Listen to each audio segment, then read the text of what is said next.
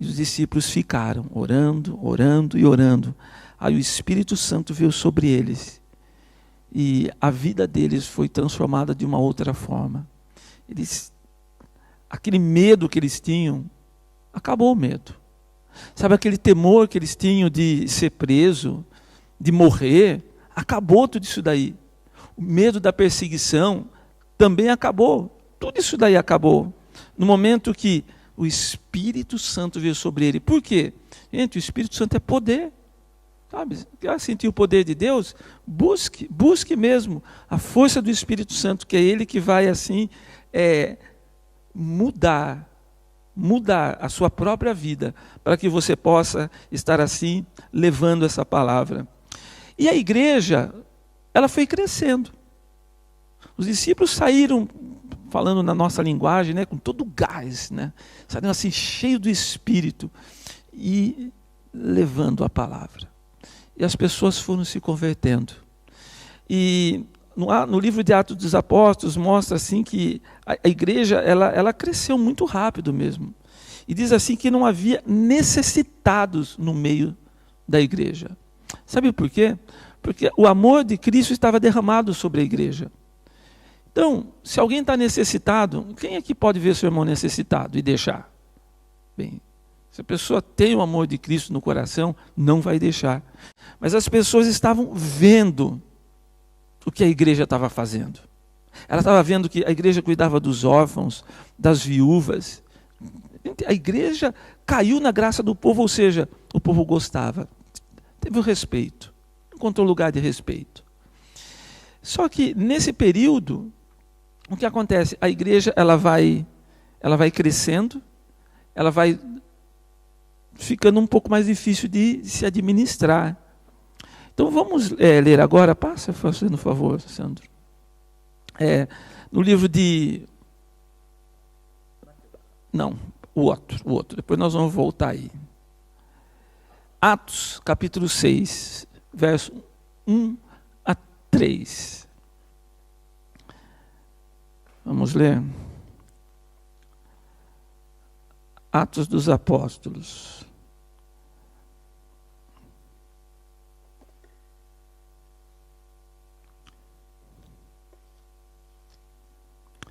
Diz assim: ora, naqueles dias, crescendo o número dos discípulos, houve uma murmuração dos gregos contra os hebreus, porque as suas viúvas eram desprezadas no ministério cotidiano. E os 12, convocando a multidão dos discípulos, disseram: não é razoável que nós deixemos a palavra de Deus e sirvamos as mesas. Escolhei, pois, irmãos, dentre vós, 7 varões de boa reputação, cheios do Espírito Santo e de sabedoria, aos quais constituamos sobre este importante negócio. E o 4 diz assim: mas nós perseveraremos na oração e no ministério da palavra. E fala que isso daí contentou todos. Eles falam, mesmo. Nós vamos procurar essas pessoas aí que tenham boa reputação e que possa ser cheio do Espírito Santo. Vamos ler primeiro Timóteo, o capítulo número 3. Nós não vamos ler ele inteiro, mas abre em 1 Timóteo, capítulo 3.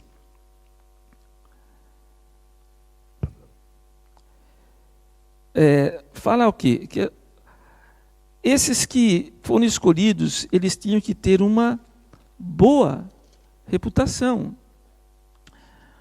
E aqui no capítulo 3, a partir do verso 1, já vem dizendo assim, o tema aqui é os deveres dos bispos e dos diáconos. Quando você ouve a palavra bispo, parece algo assim, santo, né? Um bispo. Mas a palavra bispo significa um administrador. Essa é o que administra, o que cuida. Tá? Então, quais são os deveres dos administradores e diáconos? Diáconos significa servente. É o que serve, é o ajudante. Né? E vindo nesse pensamento, às vezes nós ouvimos algumas palavras e achamos que é algo assim, fora do normal, né? Como a palavra ministro. Alguém pode falar assim, eu sou um ministro do Evangelho. Né? Paulo falou assim, eu sou um ministro. Mas quando nós vemos o significado da palavra ministro, significa remador inferior. Sabe? O escravo que está lá embaixo do navio, remando. Esses são os ministros. Está vendo? Então, às vezes nós mudamos o sentido, né? Entendemos de uma outra forma. Então, qual é os deveres dos bispos e dos diáconos? Esta é uma palavra fiel. Se alguém deseja o episcopado, excelente obra deseja. Convém, pois, que o bispo seja irrepreensível, marido de uma mulher, vigilante, sóbrio, honesto, hospitaleiro, apto para ensinar, não dado ao vinho, não espancador, não cobiçoso de torpe ganância, mas moderado, não contencioso, não avarento. Amém? Então, quando nós falamos assim, nós vimos os diáconos, aqueles que estavam sendo separados para trabalhar na obra de Deus. Ele tem que ter o quê? Boa reputação. Ele tem que ser, irrepreensível. Uma pessoa sóbria, que fala as coisas com sentido, honesto, apto para ensinar. Então, é um peso muito grande. Eu digo assim, você falar assim, eu sou crente, presta atenção. É uma responsabilidade. As pessoas, quando você fala assim, eu sou crente, as pessoas já estão imaginando uma pessoa santa, que não se mistura com as coisas desse mundo, que tem uma vida reta diante de Deus. Essa é a mensagem passada lá fora. Então nós temos uma responsabilidade do quê? De honrar o nome de Jesus. Então, agora, quando a igreja vai colocar alguém para trabalhar, para fazer parte do seu quadro de diaconal ou da ministério da palavra da igreja, gente, a condição não muda. Em primeiro lugar, a pessoa tem que ter boa reputação. Tem que ser irrepreensível. Porque imagine só uma pessoa que está ali na porta, está cumprimentando as pessoas para entrar, só que quando está fora da igreja, está bebendo, está fumando, está fazendo coisa errada, sabe? Você entra na página do Facebook dessa pessoa, vê foto obscena. Tem boa reputação uma pessoa dessa? Mas se ela está ali na frente, ela está representando quem? Está representando a igreja. E é muito triste, mas é uma responsabilidade. Ser irrepreensível. Uma pessoa honesta. Então, uma pessoa que, na verdade, quando você tem o amor de Deus no coração, tudo isso daqui vai acontecendo. Eu convido que os irmãos leiam em casa, anote aí, leia, na verdade, até o verso número 16, tá? Não somente até o verso 10. Mas, no verso 10, eu quero apontar o seguinte, diz assim, e também esses sejam primeiro provados, depois sirvam, se forem irrepreensíveis. Às vezes a pessoa fica até brava com o pastor, porque o pastor não põe tal pessoa para fazer isso, para fazer aquilo na igreja.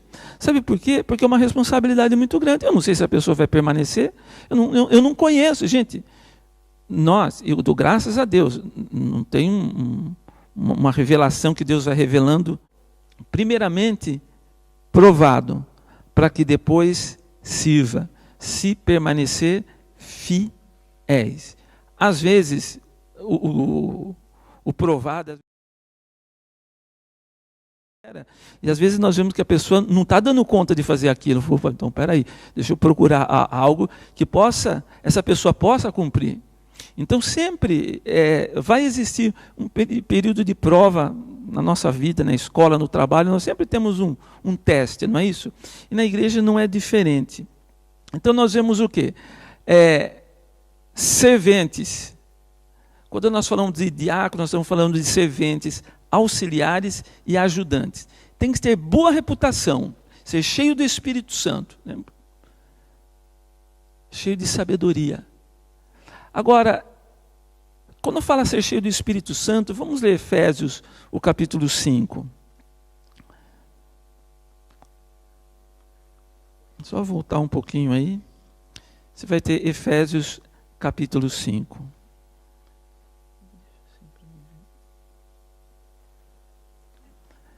Efésios, capítulo 5. A 21. Diz assim o texto: E não vos embriagueis com vinho, em que há contenda, mas enchei-vos do Espírito, falando entre vós em salmos e hinos e cânticos espirituais, cantando e salmodiando ao Senhor no vosso coração, dando sempre graças por tudo a nosso Deus e Pai, em nome de nosso Senhor Jesus Cristo, sujeitando-vos uns aos outros no temor do Senhor. Então, como que você identifica, como que você reconhece se uma pessoa é cheia do Espírito Santo? Hein? Como? Hein, Sandro?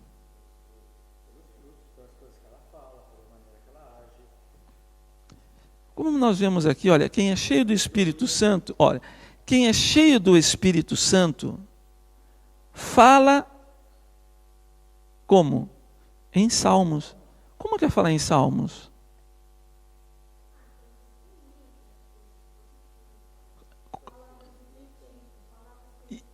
Isso.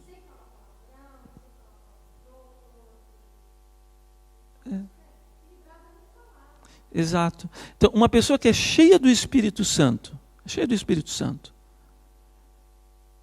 ela vai falar coisas que edificam.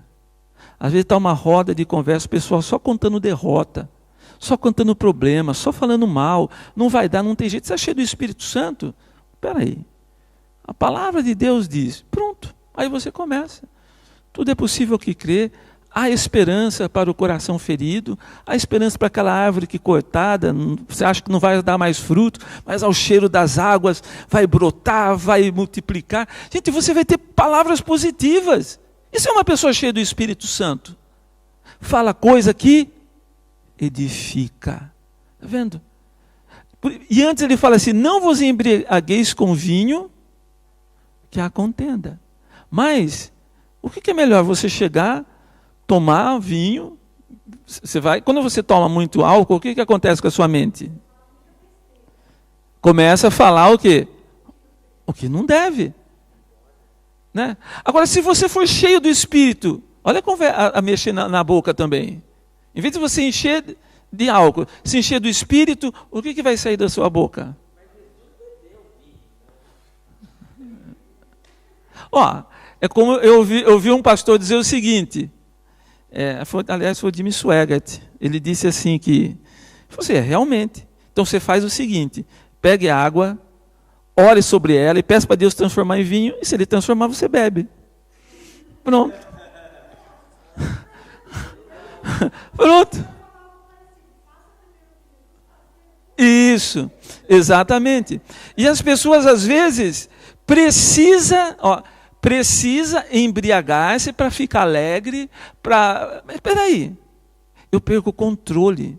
Mas se eu me encher do Espírito, vai fluir de mim o quê? As coisas do Espírito. A alegria do Espírito. Né? Às vezes eu vou ficar embriagado do Espírito Santo, é possível? Hein? Embriagar-se no Espírito? Fica, às vezes a pessoa até cai, de tão embriagado, ele está cheio, ele é arrebatado, ele sai desse mundo. Gente, por isso que ele fala assim, se alguém deseja, você quer servir a Deus mesmo, você quer fazer diferença nesse mundo, seja cheio do Espírito Santo.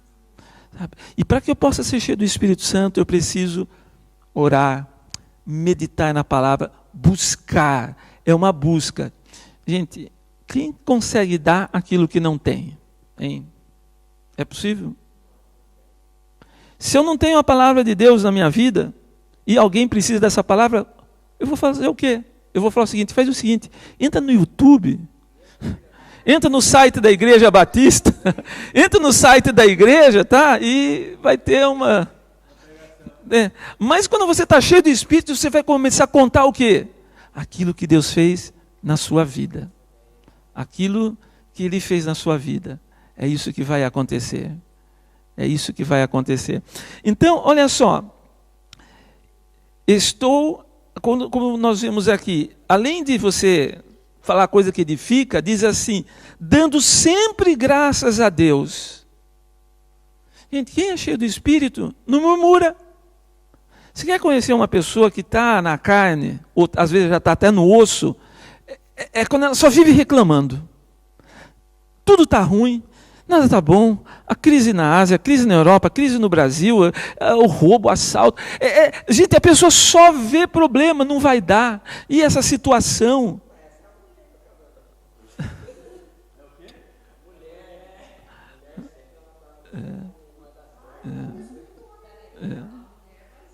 A mulher é vazia.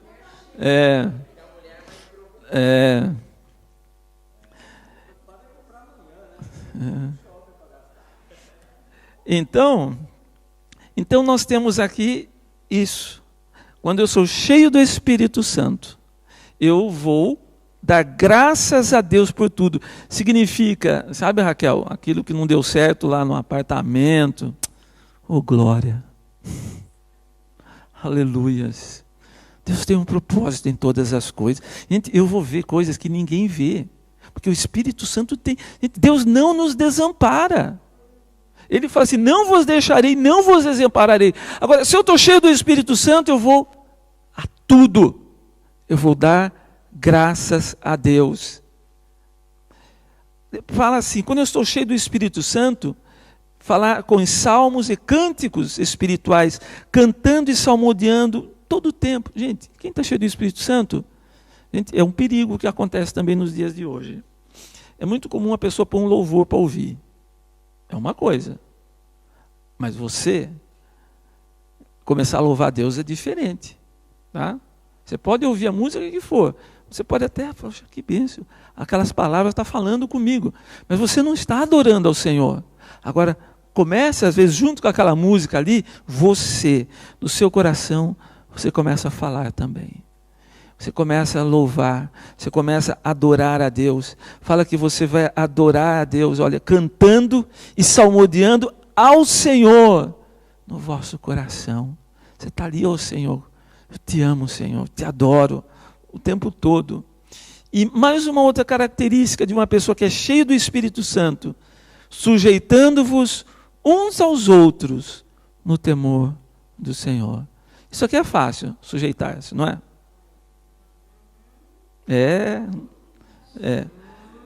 Só que, na verdade, esse versículo não termina aí. Esse versículo, ele não termina aí. Existe uma pausa aí, porque aí depois vem explicando os deveres domésticos. Eu não vou entrar nesse assunto. Mas a continuação, olha, a continuação do verso 21 é do 22 e vai até o capítulo 6, no verso número 9. Sujeitar, aí está toda a sequência de sujeitar-se. Essa é a continuação. Tá? Então, lição de casa. Lê 22, Efésios 5, 22 até 6.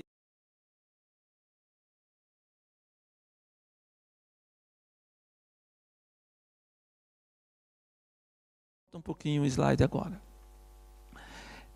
Em Mateus, capítulo 25, nós temos a parábola dos 10 talentos. Né?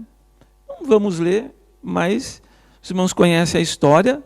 O Senhor, ele ia viajar, ele distribuiu parte dos seus bens com os seus servos, e para um ele deu 5 talentos, para outro ele deu 3.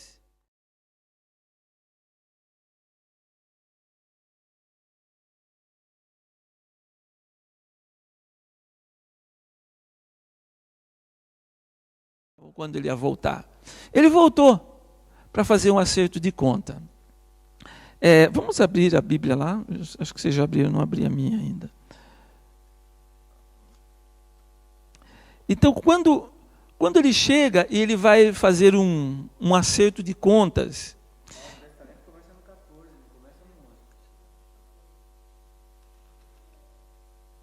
14. 14. Mateus 14.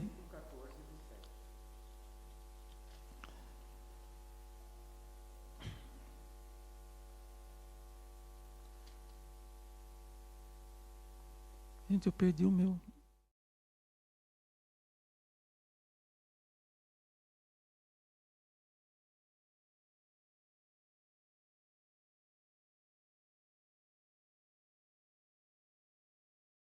Então vamos ver assim, vamos ler agora quando ele começou a pedir conta. Então aproximou-se, o verso número 20. Aproximou-se do que recebera 5 talentos.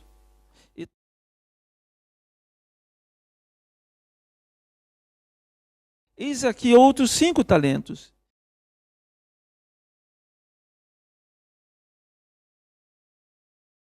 E fiel. Sobre o pouco foste fiel, e sobre o muito te colocarei. Entra no gozo do teu Senhor. Amém? Gente, isso daqui, quando ele fala uma parábola, ele diz assim que o reino de Deus é semelhante a esse Senhor, que ele saiu, deixou uma parte do seu dinheiro com algumas pessoas e voltou depois. E depois teve o acerto de contas. Ele não falou quando ele ia voltar. Gente, nós um dia tivemos um encontro com Jesus, tá? E nós recebemos dele algo. Ele já nos deu algo para nós desenvolvermos no reino dele. E um dia ele vai voltar. E ele vai pedir contas de tudo isso daí. E aqui nós vemos que aquele que tinha 5, quando ele ganha mais 5, o Senhor diz para ele: olha, servo bom e fiel. Fiel fosse no pouco, eu vou te colocar no muito. Gente, sabe o que Deus exige de nós? É fidelidade. Você é fiel a Deus? Você é fiel a Deus? Você é fiel a Deus? Você é fiel a Deus? Hein? Quem é fiel a Deus? E ser fiel é aquilo que você se compromete, você cumpre. E vai chegar esse dia, não tem como não chegar. Chega o dia do acerto de contas. Algumas pessoas passam dessa vida para outra, Jesus veio. Esse é o dia do acerto de contas. E só que chega num dos servos aqui, no verso número 24, diz assim: mas chegando também o que recebeu 1 talento, disse: Senhor, eu conhecia-te, que era um homem duro, que ceifas onde não semeastes e ajuntas onde não espalhastes, e atemorizado, escondi na terra o teu talento, aqui tens o que é teu.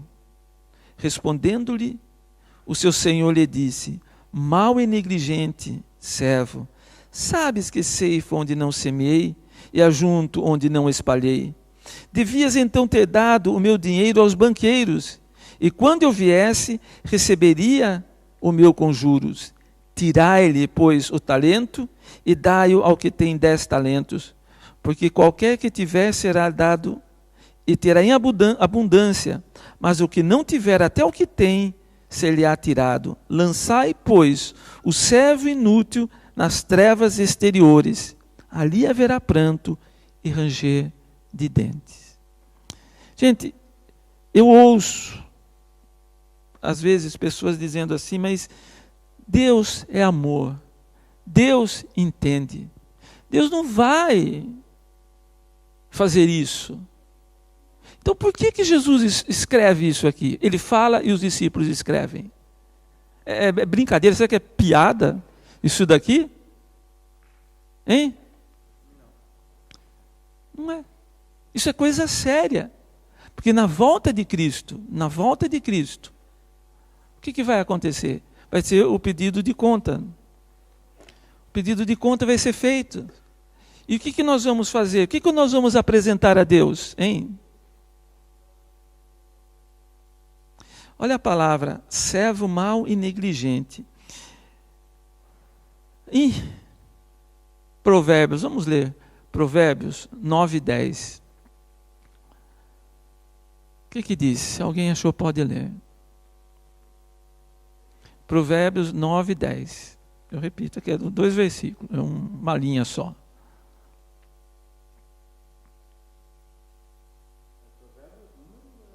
Capítulo 9, verso 10.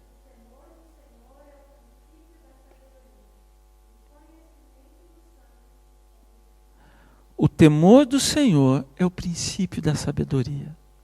Gente, o que é ter temor a Deus, hein? Ser reverente. Obediente, mas por quê?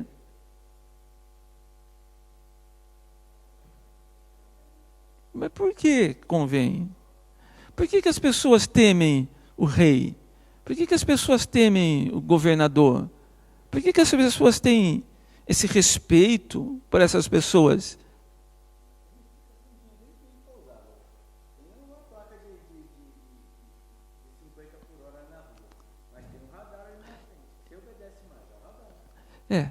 Você teme porque existem consequências.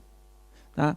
Quando nós olhamos a raiz da palavra temor, não é respeito, reverência, faz parte, mas é ter medo mesmo. Ter medo por quê? Porque Deus é um fogo consumidor. Gente, o diabo está preparado para o diabo e os seus anjos. O inferno está preparado para o diabo e seus anjos. Agora, o que acontece? As pessoas perderam essa referência. Que inferno? Que é isso? Isso não tem. Então por que Deus é amor? Ele perdoa.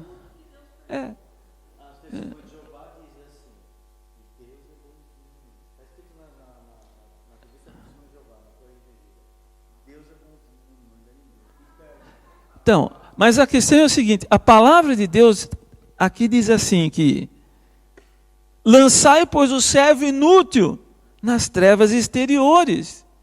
Ali haverá pranto e ranger de dentes. Gente, é duro, né? A gente quase não ouve mais pregação de inferno, mas eu estou pregando sobre inferno hoje. Está aí. Quem tem temor? Gente, eu dei o meu testemunho no domingo, aqui, quando eu falei sobre o casamento. Uma das coisas que me segurou na minha adolescência para eu não ir para o mundo é que eu tinha medo que Jesus voltasse, eu estivesse fazendo coisa errada, eu fosse para o inferno. Eu tinha medo disso daí. Isso me dava temor. Então por que eu ia fazer coisa errada? Por que eu ia fazer coisa que estava fora da vontade de Deus? Hein? Eu não posso fazer isso daí. Então, o temor do Senhor é o princípio da sabedoria. Se eu sei que o final de uma vida sem Cristo são trevas exteriores, por que eu vou continuar com essa vida assim? Hein? Então, lançai, pois, o servo inútil nas trevas exteriores. Quem Deus dá o talento e não desenvolve esse talento, na volta dele, todo mundo conhece a Deus. Não adianta falar que não dá, que Deus é bonzinho, mas todo mundo sabe que Deus é justiça. Então, nós precisamos seguir nesse temor, ter medo de pecar, ter medo de fazer coisa errada, ter medo de manchar o nome de Jesus. Vamos ler agora 1 Coríntios 4, 2. Se alguém achar, pode ler. 1 Coríntios, capítulo 4, verso 2. Então nós vemos assim, os seus serventes, esses diáconos, se requer que eles sejam fiéis. O que se requer desses encarregados é que sejam fiéis. Amém? Então, olha a palavra de Jesus. Fiel fosse no pouco, no muito te colocarei. Gente,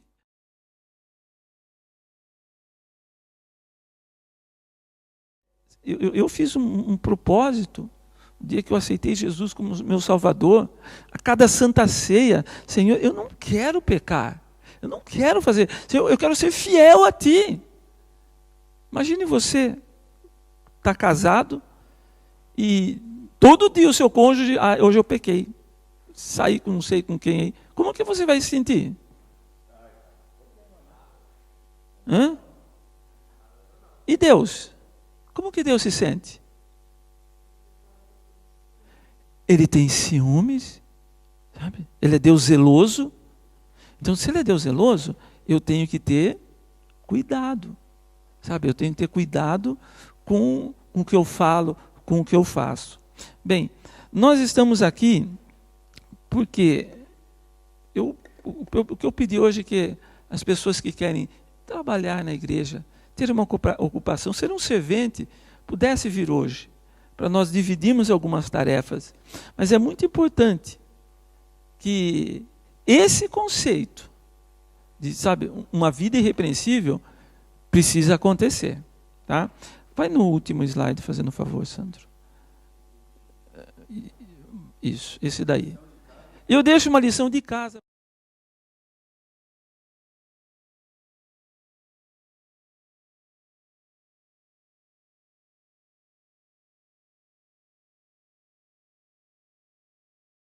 Muito mesmo, eu aprendi, vamos aprender. Faz isso daí. Você vai ver como o Espírito Santo vai trabalhar na sua vida durante esse mês, lendo esse livro. Sabe, são poucos capítulos, mas leia uns versículos durante o dia e medite. Fala, Deus, fala comigo nessas palavras aqui. Fala comigo, eu tenho certeza, Deus vai falar com cada um de vocês. Mais um slide. Nós vamos ter uma reunião no dia 1º de outubro.